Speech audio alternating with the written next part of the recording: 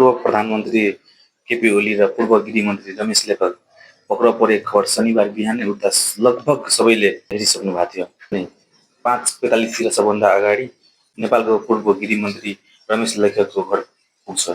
त्यहाँबाट रमेश लेखकलाई एरेस्ट गरेर ल्याउनुहुन्छ। अनि त्यसपछि एमालेको अध्यक्ष केपी शर्मा ओलीलाई पनि हिरासतमा लिनुहुन्छ। यो कदम हेरेर धेरै मान्छेले नेपालको एकदम ऐतिहासिक क्षण मानिरहेछ त कसैले यसलाई राजनीतिक प्रतिशोध मानिरहेछ। भए पनि यो घटना चाहिँ सामान्य थिएन। अरू पनि एकदम तीव्र रूपमा प्रदर्शन सुरु गरिदिनु भयो। र अर्कोतिर बालेन शाह एक दिन अगाडि नै प्रधानमन्त्रीको शपथ लिनुभएको थियो। परीक्षण उहाँ र गृहमन्त्री मिलेर एउटा परीक्षण गर्नुभयो। यो सक्सेस भएमा राष्ट्रपाको लागि बर्मा अस्त्र नै साबित हुन्छ आउने दिनको लागि। यो सब किन भइरहेछ? यो सबको पछाडि के राज छ? आउनुहोस् हामी पुरै विश्लेषण गरेर व्याख्या गरेर यो कुरा बुझ्छौँ। अहिलेसम्म तपाईँहरू च्यानललाई सब्सक्राइब गर्नु भएको छैन भने सब्सक्राइब गर्नु होला र एउटा लाइक गर्नु होला। यो सब कहाँबाट सुरु हुन्छ?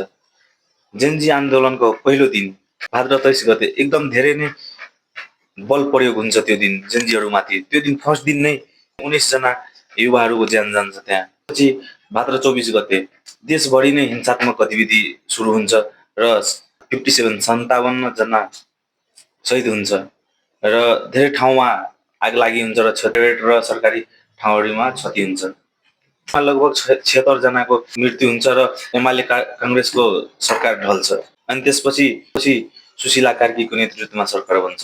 त्यही सरकारले गौरीबहादुर कार्कीलाई छानबिन आयोगको हेड बनाउँछ र छानबिन गर्न लामो समयपछि एउटा प्रतिवेदन तयार गर्छ। प्रतिवेदन चाहिँ निर्वाचनभन्दा अगाडि नै तयार भइसकेको हुन्छ, तर निर्वाचनको माहौल नबिगार्नको लागि यो प्रतिवेदन चाहिँ पेश गरे हुँदैन। निर्वाचनपछि यो चाहिँ प्रतिवेदन चाहिँ पेश भयो। त्यसपछि चुनावमा राष्ट्रपाको एकदम राम्रो जित 182 सिट आएर एकदम ठुलै जित हुन्छ।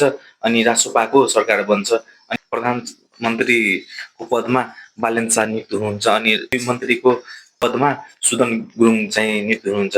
त्यही दिन राति सुदन गुरुङ र बालेन शाहज्यू मिटिङ बस्नुहुन्छ र ठुला अफिसरहरूसँग पनि मिटिङ गर्नुहुन्छ, वार्तालाप गर्नुहुन्छ।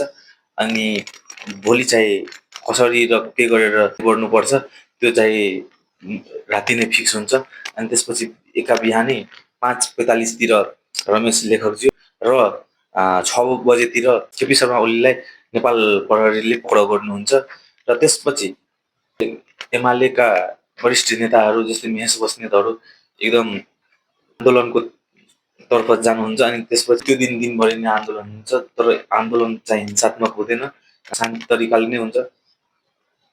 त्यसमा चाहिँ नेपालको प्रहरीहरू पनि एकदम आफ्नो एक्टिभनेस देखाएको हुन्छ, किनभने स्टेबल सरकार भएपछि प्रहरीहरूलाई पनि एकदम काम गर्न सजिलो हुन्छ। त्यो आज आइतबार ओली र रमेश लेखकज्यू अदालतमा पेश हुनुहुन्छ। अनि 5 दिनको अनुसन्धानको लागि फेरि उहाँहरूलाई 5 दिन हिरासतमा थप विवरण चाहिँ हामी अर्को दिन लिएर आउनेछौँ।